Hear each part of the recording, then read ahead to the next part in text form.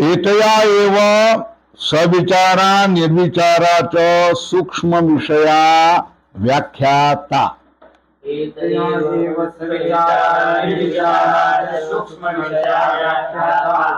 स्थूल विषयक समापत्ति मतलब समाधि, सवितर्क और निर्वितर्क। स्थूल विषय उसका विचार हो गया, समाप्त हो गया। इससे ही क्या होता है, सूक्ष्म विषय समाधि क्या है, सविचार और निर्विचार। वितर्क, सवितर्क या निर्वितर्क, ये दोनों समापत्ति मतलब समाधि स्थूल विषय में होते हैं, बराबर है। और जो विचार पूर्वक होते हैं, जिसके लिए विचार करना पड़ता है, ये सूक्ष्म विषयक समापत्ति होती है। वो भी क्या है, सविचार निर्विचार समापत्ति होगी, बराबर है ना। तो एतया एतया एतया मतलब सवितर्क है ना, सवितर्क निर्वितर्क समापत्ति से, संप्रज्ञात समाधि से सविचार और निर्विचार सूक्ष्म विषया व्याख्याता, विचार पूर्वक होने वाली सूक्ष्म विषय को और निर्विचार, सविचार और निर्विचार, ये समापत्ति का व्याख्यान हुआ है ना।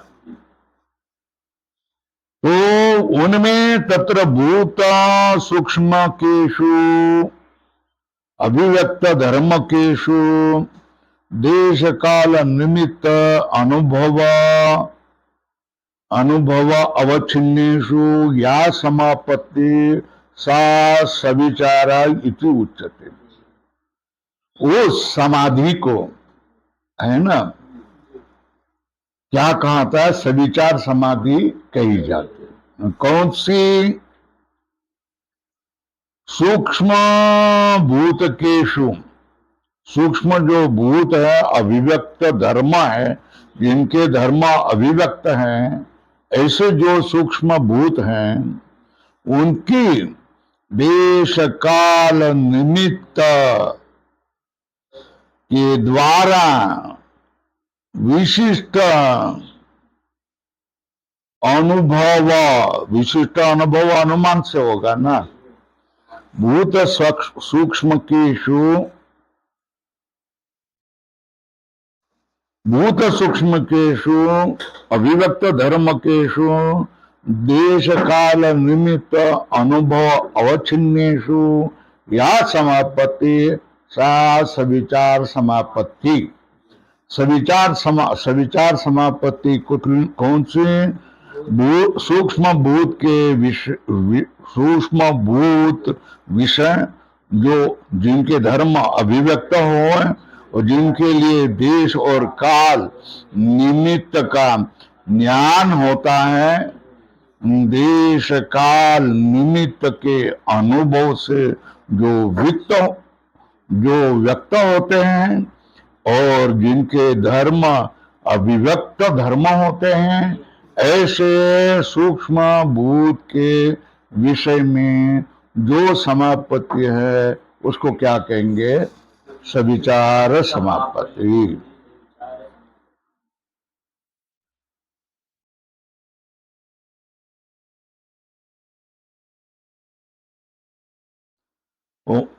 तत्र अपि मतलब सवितर्क वितर्क समाधि के तरह यहाँ भी तत्रापि मतलब सविचार निर्विचार समापत्तिषु, है ना।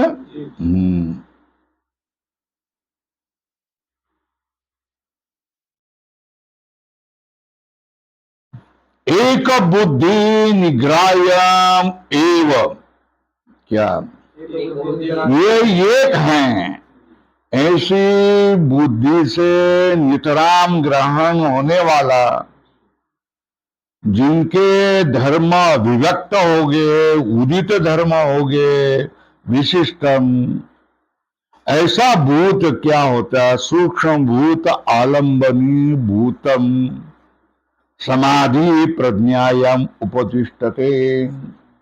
इस तरह का जो समाधि विषय ज्ञान है, वो समाधि विषय में सूक्ष्म भूत को ध्येय किया जाता है।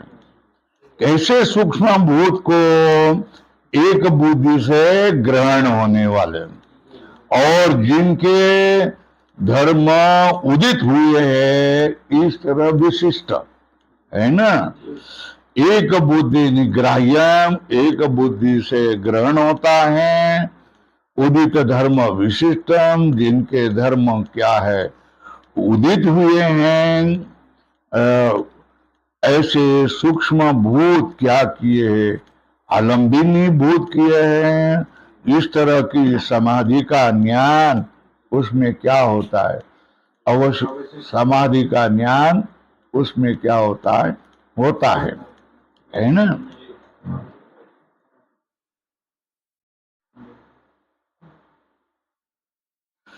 एक बुद्धि के यहां टिप्पणी लिखो, अवयव अतिरिक्त। क्या लिखे? कोष्टक में लिखो, अवयव अतिरिक्त तन्मात्रादि रूप। अवयव के अतिरिक्त तन्मात्रादि रूप अवयवी, ये समापत्ति का विषय होता है। क्या लिखा है? अवयव अतिरिक्त तन्मात्रादि रूपो अवयवी समापत्तिर विषय। कोष्टक बंद। ये एक बुद्धि का समय समझ में आया कि अवयव से अतिरिक्त ये अवयवी हैं और क्या है? तन्मात्रादि रूप है। इस तरह का अवयवी ही समाधि का विषय होता है ना। समाधि प्रज्ञायाम उपस्थितते, समाधि प्रज्ञा में इस तरह का विषय क्या होता है? उपस्थित होता है।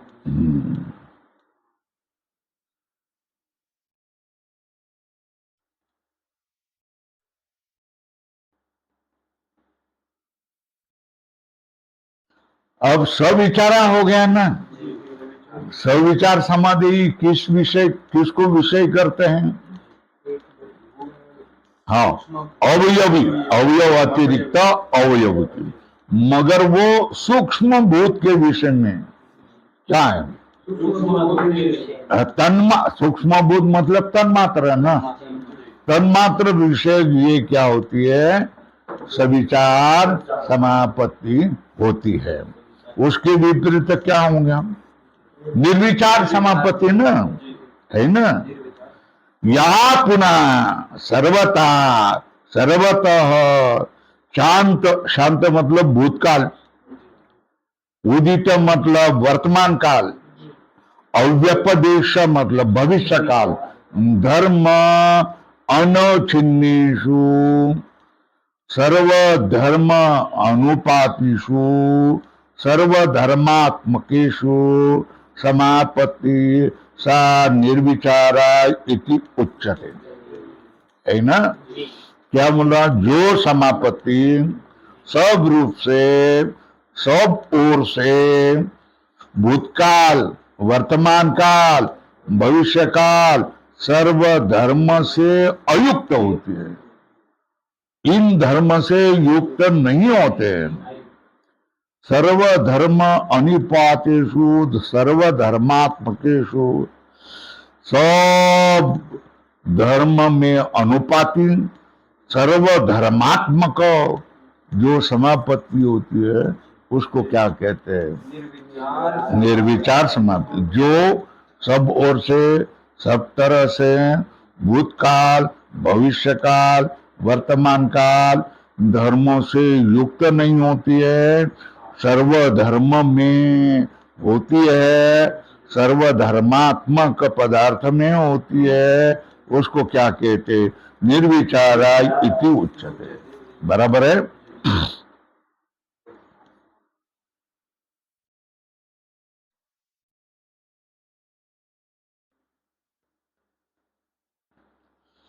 एवं रूपम ही तद्भूत सूक्ष्म सूक्ष्म सूक्ष्म सूक्ष्म एतेन एव स्वरूपेण आलम्बनी भूतम एव समाधि प्रज्ञा स्वरूपम उपरंजन उपरंजायते। एवं स्वरूप इस स्वरूप में ही तद भूत सूक्ष्म भूत सूक्ष्म सूक्ष्म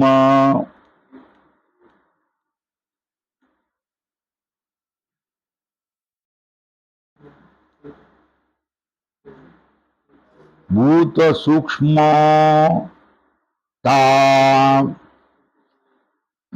बीच में मन नहीं चाहिए। भूत सूक्ष्मता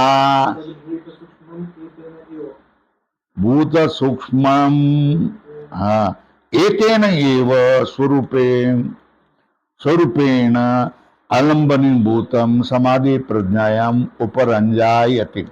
समाधि प्रज्ञा में इसी तरह के क्या सूक्ष्म भूतम सूक्ष्म भूत जो भूतकाल भविष्य काल वर्तमान काल से युक्त नहीं है, सर्वधर्म में पड़ा हुआ है, सर्वधर्म स्वरूप है।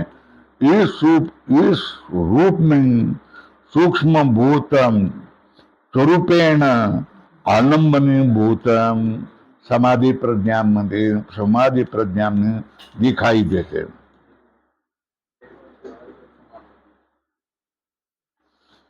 तो फिर स्पष्ट कर रहे हैं प्रज्ञा च स्वरूप शून्य एव। कैसे? जब बुद्धि जब स्वरूप शून्य अपना जिसको भान नहीं है कि मैं बुद्धि हूं, मगर क्या होगा अर्थ मात्रा यदा भवति अर्थ स्वरूप जब हो जाते तदा निर्विचारा इति उच्यते। तब क्या कहा जाता है? इस तरह जो प्रज्ञा अपने स्वरूप से शून्य केवल अर्थ मात्र बन जाती है, तब उसको क्या कहता है? निर्विचारा समापत्ति इति उच्यते।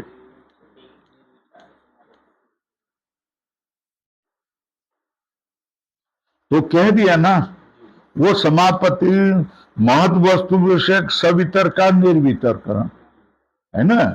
महत को वर्तुल करो तो महत विषया सवितर्का निर्वितर्का च, और सूक्ष्म भूत विषया कैसे? सूक्ष्म भूत विषया सविचारा निर्विचारा च, है ना। स्थूल भूत में सवितर्क निर्वितर्क बताई जाएगी, और भूत सूक्ष्म के विचार सविचार निर्विचाराच। एवं उभयोर एतया एव निर्वितर्कया विकल्प हानि व्याख्याता। इस तरह एवं उभयोर एतया एव मतलब निर्वितर्कतया विकल्प हानि व्याख्याता। विकल्प की हानि एतया एव सविचार निर्विचाराच सूक्ष्म विषया व्याख्याता। इससे ही एवं मतलब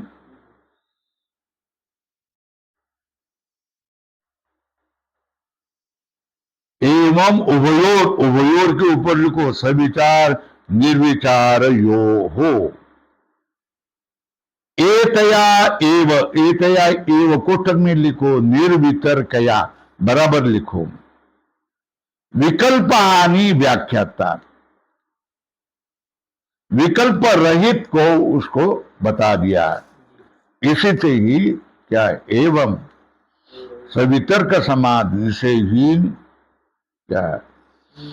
निर्वितर्क एतया एव निर्वितर्क से उभयोर सविचार निर्विचार, इन दोनों की इस विकल्प की हानि भी व्याख्याता हमने समझा दी। हो गया? अब कह रहे हैं हाँ निर्व्याख्याता है ना।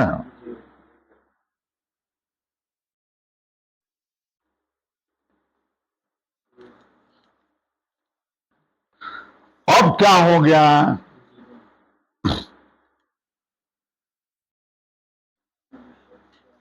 ग्राह्य विषयक समापत्ति।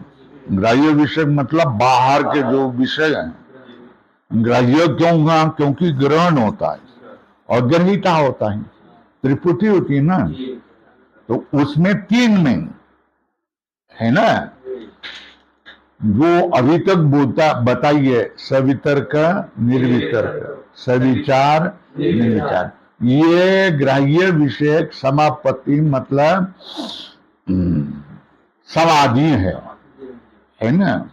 तो ग्राह्य विषयक समापत्ति, उसके विषय कौन होते हैं?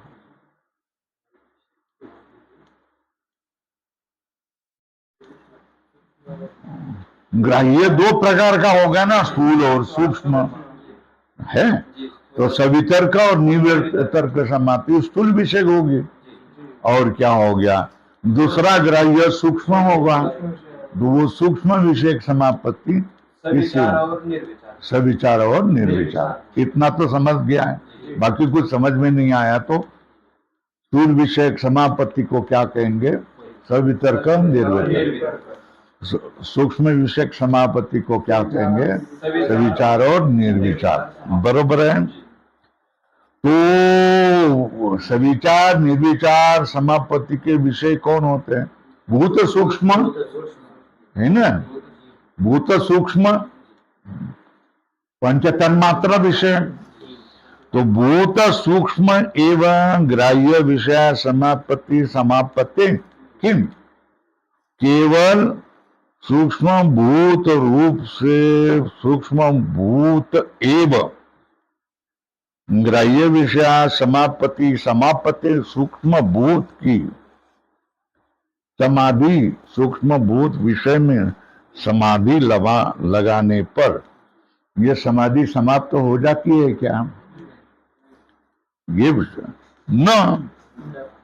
नहीं होती है। केवल सूक्ष्म भूत की समाधि लग गई तो सारी समाधि का वर्णन समाप्त हो गया, ऐसा नहीं। फिर सूक्ष्म विषयत्वं च अलिंग पर्यवसानम,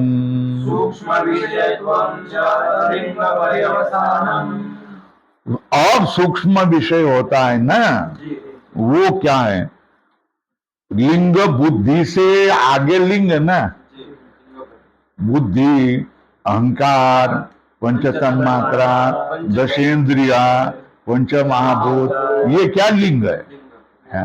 उस लिंग से अलिंग कौन, प्रकृति। ये हुआ ना इसमें सांख्य तत्व को मुनि हो गया ना। भूक्त सूक्ष्म विषयत्व अलिंग पर्यवसानम, क्या है ना। तो पर्यवसानम मतलब मर्यादा है ना। भूत सूक्ष्म विषय की समापत्ति अलिंग मतलब प्रकृति तक रहेगी, क्या बराबर है क्या?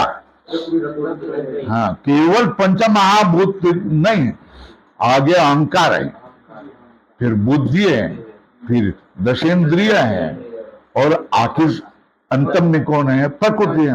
वहां तक की समापत्ति सूक्ष्म विषयत्वं च समापत्ते है, लिखो समापत्ते है सूक्ष्म विषयत्वं च अलिंग पर्यवसानम, है ना।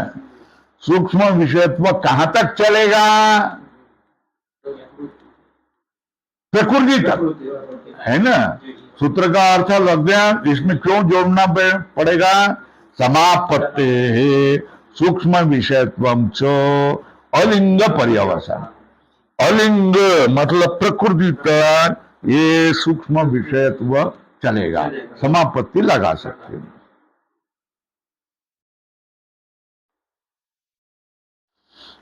है ना। पार्थिवस्य अणोर पार्थिवस्य गंध तन्मात्रम, पार्थिवस्य अणु है ना, उसका क्या है? गंध तन्मात्र है ना, सूक्ष्म विषय। आप्यस्य अणोर, ऊपर लिखो अणोर रस तन्मात्रम सूक्ष्म विषयों। तेजस्य अणोर रूप मात्रम सूक्ष्म विषय। वायव्यस्य अणोः स्पर्श तन्मात्रम विषय। आकाश शब्दस्य अणु है, आकाश के अणु नहीं होते। आकाशस्य तन्मात्र विषयम शब्द तन्मात्रम इति, है ना। और तेषाम अहंकार, उनका अहंकार, इन तन्मात्रा का अहंकार है ना।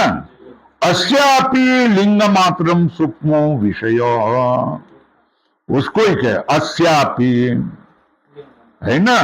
तेषाम अहंकार अस्यापि लिंग मात्रम सूक्ष्मो विषय। लिंगस्यापि, है ना, अलिंगम सूक्ष्मो विषय, है ना। और फिर न अलिंगात परम सूक्ष्मम अस्ति, है ना। अलिंग से सूक्ष्म कोई और नहीं है ना, है ना। न च अलिंगात परम सूक्ष्मम अस्ति। तो बोलते ऐसा क्या कह रहे हो? पुरुष सूक्ष्म नहीं होता है? हाँ, क्या सूक्ष्म? पुरुष सूक्ष्म नहीं होता है ना?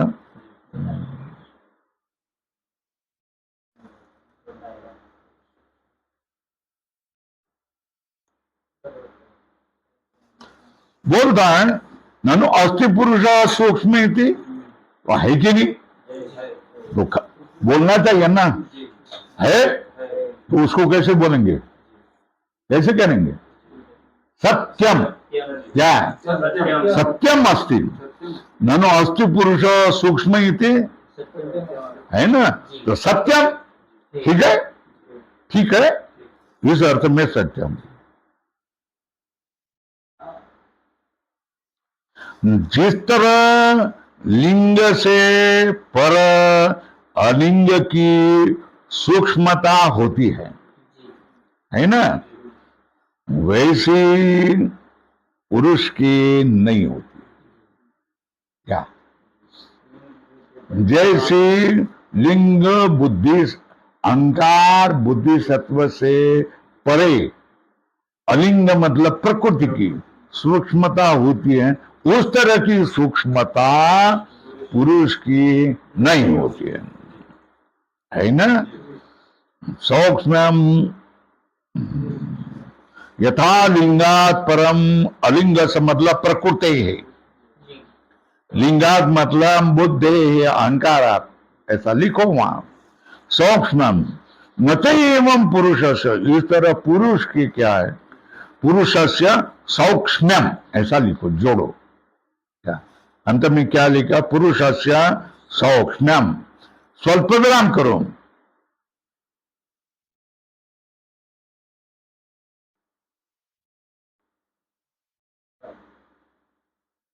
है ना। देखो घट ये स्थूल पदार्थ है ना, तो उससे सूक्ष्म कौन होता है? रिसिदी, उसका कारण कौन? मृतिका सूक्ष्म होती है ना। घट ये स्थूल पदार्थ है, उससे कारण कौन होती है? मृतिका होती है। और मृतिका घट का कौन सा कारण है? उपादान कारण। भूल गए क्या? सारा पढ़ा दिया है मैंने। घट का, हाँ, मृत्यु क्या होता है? सूक्ष्म कारण। मृतिका में सूक्ष्मता है। तो वो सूक्ष्मता जो है वो किससे जुड़ी है? उपादान कारण से, है ना। तो ये जो मृतिका में जो सूक्ष्मता होती है ये उपादान कारण से युक्त होती है, बराबर है ना। उपादान कारण रूप से क्या होता है? सूक्ष्मता होती है। तो जो सारा लिंग पदार्थ है, मतलब बुद्धि से अहंकार लेकर से पंच महाभूत तक जो लिंग पदार्थ है, उस लिंग का उपादान कारण कौन? प्रकृति है ना। तो प्रकृति में कार्य से सूक्ष्मता रहेगी, किस रूप से? उपादान का बराबर है ना, बोल दिया ना मैंने। जो जिस कार्य का उपादान कारण होगे उस कार्य से वो उपादान कारण सूक्ष्म होगा। मगर ये जो सूक्ष्मता है, ये सूक्ष्मता कैसी है? ये सूक्ष्मता कैसी है? उपादान कारण रूप से सूक्ष्मता है ना।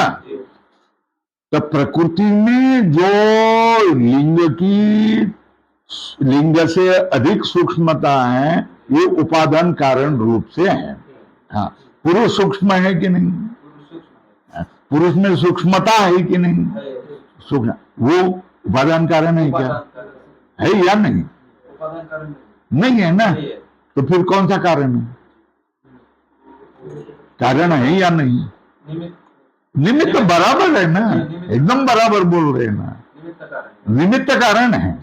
तो पुरुष में जो सूक्ष्मता रहेगी वो निमित्त कारण रूप से सूक्ष्मता रहेगी। हाँ, और प्रकृति में जो सूक्ष्मता रहेगी ये कैसी रहेगी? धन कारण रूप से सूक्ष्मता रहेगी। वो तो भेद रहेगी ना। अलिंग सूक्ष्म है कि नहीं? है। और तो फिर पुरुष सूक्ष्म है कि नहीं?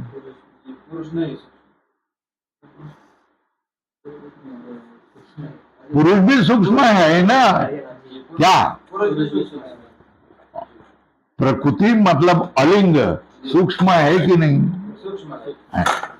तो फिर पुरुष सूक्ष्म है कि नहीं? मानते कि नहीं? तो हम पुरुष भी सूक्ष्म है ना। महतो महियान, अनोर अनियान महतो महियान, है ना।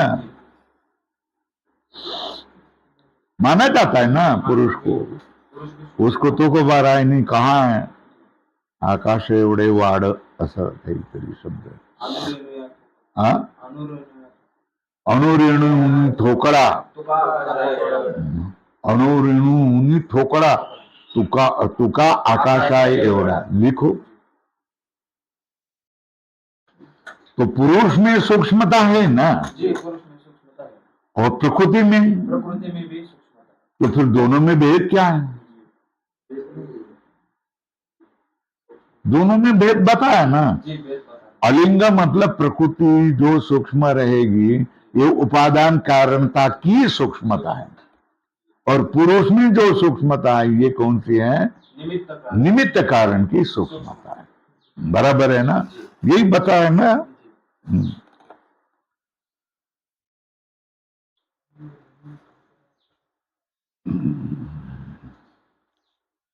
लिंग से अपि अयम लिंग लिंगस मात्र से अपि अलिंगम सूक्ष्म विषय न च अलिंगात परम सूक्ष्मम अस्ति। इसको दिखारा कि नहीं दिखारा? इसका अर्थ क्या है? अलिंगात परम सूक्ष्म रूपम नस्ति। इसका अर्थ क्या है? इसका अर्थ क्या, क्या समझना है? अलिंग ही परम सूक्ष्म है, अलिंग से परे सूक्ष्मता नहीं है। इसका मतलब क्या है?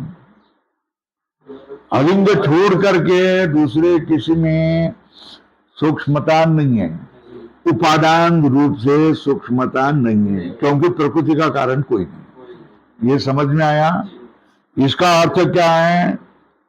न अलिंगात परम सूक्ष्मम अस्ति। ऊपर लिखो, उपादान कारण रूपेण, उपादान कारणता रूपेण सूक्ष्मता नास्ति। ये समझ में आया? कठिन पदार्थ भी मैं अतिशय आसान रूप से आपको पढ़ा रहा हूं, है ना? तो पूर्व पक्षी ऊपर लिखो, नन्वास्ति पुरुष सूक्ष्म ही थी, पुरुष भी सूक्ष्म है कि नहीं?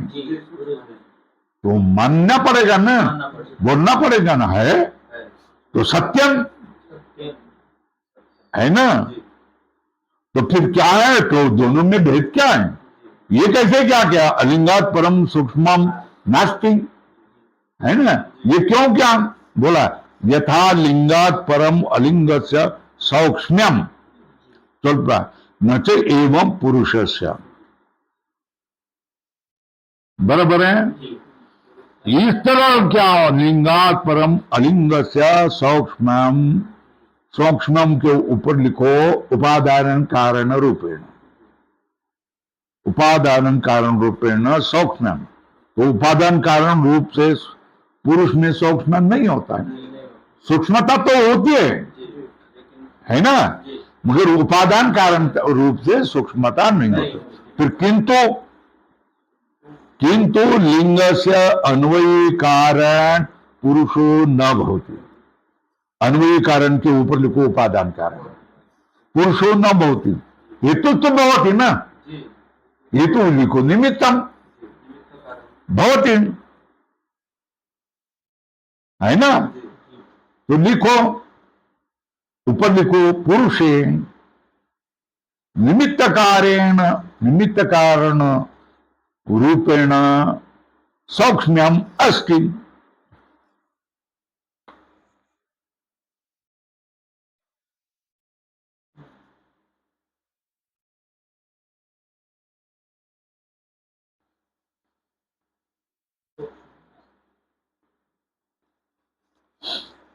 बात समझ में आया क्या? पुरुष में निमित्त कारण रूप से सूक्ष्मता है ना, मगर उपादान कारण से सूक्ष्मता नहीं, इसीलिए तो कहा गया है अतः प्रधान सौक्ष्म्यम निरतिशयम व्याख्या करो, अधोरेखा करो। इसलिए प्रधान में निरतिशय सौक्ष्म्यम व्याख्या करो, है ना? अब देखो ऊपर से लिखो, भूत है ना, भूत स्थूल होते हैं, सूक्ष्म भी होते। भूत के कारण पंचतन माता है, वो तो सूक्ष्म होते हैं। उससे सूक्ष्म कौन? अहंकार। उससे सूक्ष्म कौन? बुद्धि और इंद्रिय, है ना? ये पदार्थ क्या आ गया? लिंग में जोड़े गए। ये सब पदार्थ किस में जोड़े गए? लिंग में जोड़े गए। इससे भिन्न इनका कारण कौन है? प्रकृति है। उस प्रकृति में भी सूक्ष्मता है कि नहीं? प्रकृति में सूक्ष्मता है, मगर ये सूक्ष्मता कैसी है? उपादान कारण रूप से सूक्ष्मता है। प्रकृति का उपादान कारण कोई होता है क्या? नहीं होता है। इसलिए ये उपादान कारण रूप सूक्ष्मता का पर्यवसान कौन से सूक्ष्मता में होते हैं? प्रकृति के सूक्ष्मता तक होता है, ये मर्यादा है ना। इसलिए कहा गया है न च अलिंगात परम सूक्ष्मम अस्ति। इसलिए क्या क्या? तो प्रश्न आया कि पुरुष सूक्ष्म है कि नहीं? है ना, है ना? पुरुष में सूक्ष्मता रहेगी कि नहीं रहेगा? ये सूक्ष्मता कौन से धर्म से अवच्छिन्न है? निमित्त कारण रूपेण, है ना? पुरुष में जो सूक्ष्मता है हम मानते हैं वो निमित्त कारण रूपते सूक्ष्मता है, मगर इस पुरुष में होने वाले निमित्त कारण सूक्ष्मता रूप से भिन्न अलिंग और लिंग में होने वाली सूक्ष्मता है, क्योंकि वो जो सूक्ष्मता है ये उपादान कारण रूप से सूक्ष्मता है। बराबर है ना? इसलिए कहा क्या कहा? अतः प्रधान सूक्ष्म निरतिशयम व्याख्या करना। इसलिए प्रधान में निरतिशय सूक्ष्मता का व्याख्यान किया गया। कैसे? अलिंगात परम सूक्ष्मम नास्ति। इस तरह से क्या किया? प्रधाने सूक्ष्मम निरतिशयम व्याख्यातम। बराबर है। ताएव समीज सबीज समाति। ताएव सबीज समाधिः। अब क्या किया? कितने समापत्ति बोली? चार समापत्ति है ना? जी। 4 समापत्ति। कौन सी? सवितर्क, निर्वितर्क, सविचार, निर्विचार। बराबर है। समापत्ति तो ये ग्राह्य विषयक समापत्ति है। क्या है ना? विषय के विषय में ये समापत्ति है। ये कितने प्रकार के? 4 प्रकार के। तो लिखो, कहां भी टिप्पणी लिखो, ऊपर लिखो, कहीं भी लिखो। चतुस्रूणामपि समापत्तीनां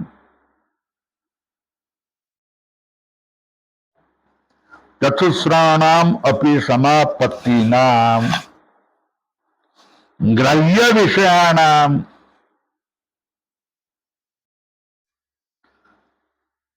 संप्रज्ञातत्वम्।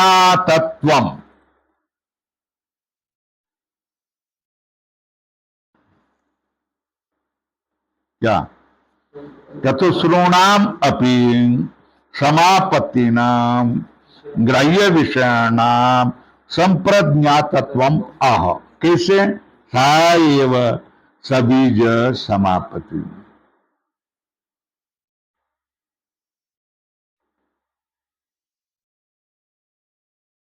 है ना?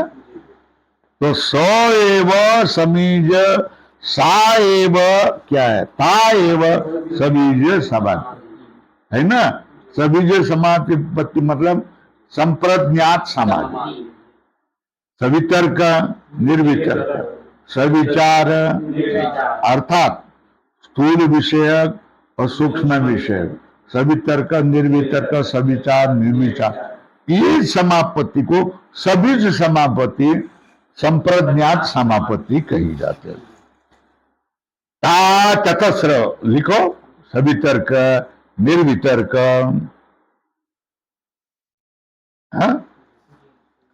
सविचार, निर्विचार, समापत्तयोः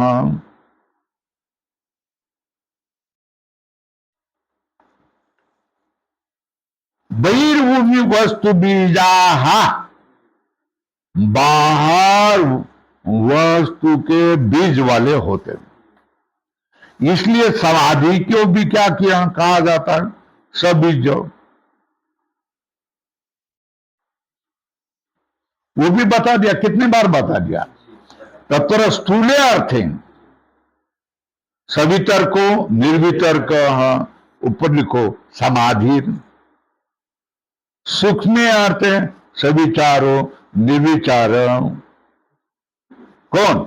समाधि। समाधि। चतुर्धा उपसंख्यात समाधि। इस 4 प्रकार से क्या करेंगे? समापत्ति के। यहां तक क्या हो गया? संप्रज्ञात समाधि का व्याख्यान हो गया। अब इसके बाद में क्या आ जाएगा? बोलो। असंप्रज्ञात समाधि। अब समझ में आ रहा है कि नहीं? पहले बहुत कठिन लग रहा था, है ना? अब धीरे धीरे समझ में आ जाता ना। उसमें एक बार प्रवेश हो गया तो सबका परिचय हो जाता है। तो कहां से कहां ये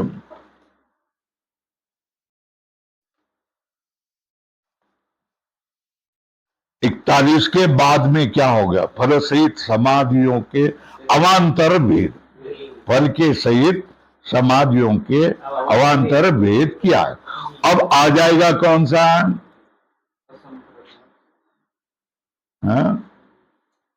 वो क्या कहेंगे? असंप्रज्ञात समाधि कहेंगे।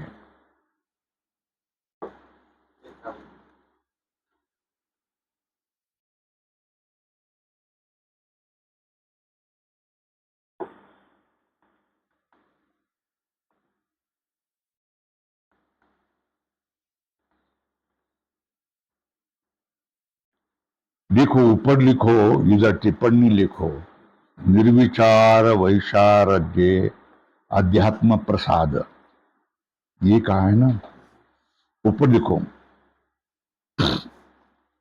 आगमेन अनुमानेन वा यद यथार्थ ज्ञानम जायते तत् सत्यम।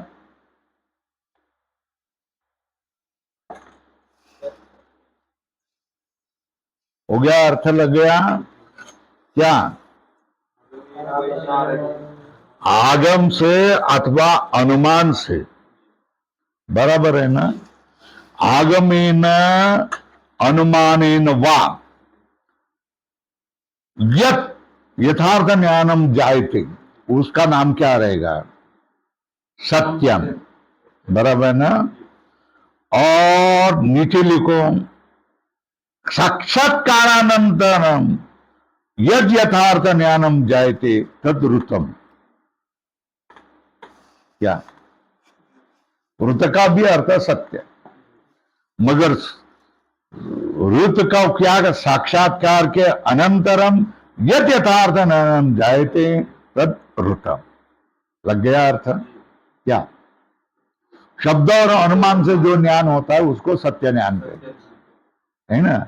वो सत्य, जिसका ज्ञान होता है वो सत्य होता है। और साक्षात्कार के अनंतर जिसका ज्ञान होता है, यथार्थ ज्ञान होता है, उसको क्या कहता है? ऋतम, है ना। चलो।